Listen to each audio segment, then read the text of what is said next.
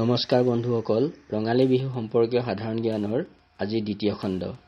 আজি প্ৰশ্নসমূহৰ প্ৰথম প্ৰশ্নটো হ'ল গগনা কেই প্ৰকাৰৰ আৰু কি কি?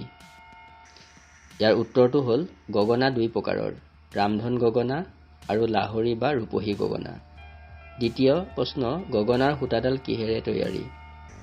উত্তৰ, মুগা সূতাৰে। ৩ নম্বৰ প্ৰশ্ন, অসমত পৰম্পৰা অনুসৰি বজোৱা ঢোল কেইবিধ আৰু কি কি? ইয়াৰ উত্তৰটো হ'ল 4 বিধ, জয় ঢোল, পাতি ঢোল, ওজা ঢোল আৰু বিহু ঢোল। ইয়াৰ পিছৰ প্ৰশ্ন, বিহু নাচ কেইবিধ আৰু কি কি? উত্তৰ, বিহু নাচ 2 বিধ, মতা নাচ আৰু মাইকী নাচ। টকা কেই প্ৰকাৰৰ আৰু কি কি? ইয়াৰ উত্তৰটো হ'ল টকা 3 প্ৰকাৰৰ, হাত টকা বা পাতি টকা, মাটি টকা বা বৰ টকা, জেং টকা বা ধুতং টকা। পিছৰ প্ৰশ্ন, গুমচেং কি? ইয়াৰ উত্তৰ হৈছে সৰু সৰু ফুল বচা এবিধ অতি মিহি পাট কাপোৰ। সুতুলি কেই প্ৰকাৰৰ আৰু কি কি?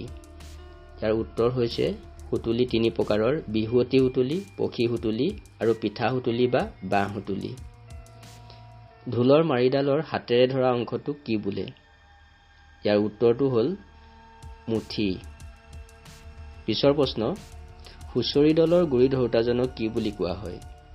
ইয়াৰ উত্তৰ হ'ল বাৰিক।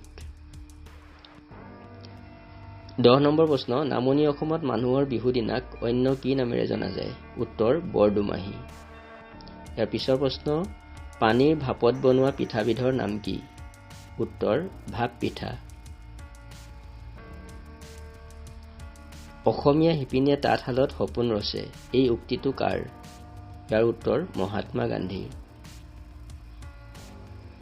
ঢোলৰ মাৰিডালৰ একেবাৰে মূৰৰ অংশটোক কি বোলে? ইয়াৰ উত্তৰ, নাকতি।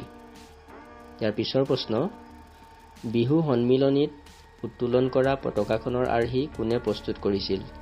উত্তৰ, নিপ বৰুৱা। বন্ধুসকল, বিহু সম্পৰ্কীয় প্ৰশ্ন উত্তৰসমূহে নিশ্চয় আপোনালোকক উপকৃত কৰিব। গতিকে ভিডিঅ'টো বিহুৰ প্ৰতিযোগীসকললৈ শ্বেয়াৰ কৰিব যাতে তেওঁলোকো উপকৃত হয়। ধন্যবাদ।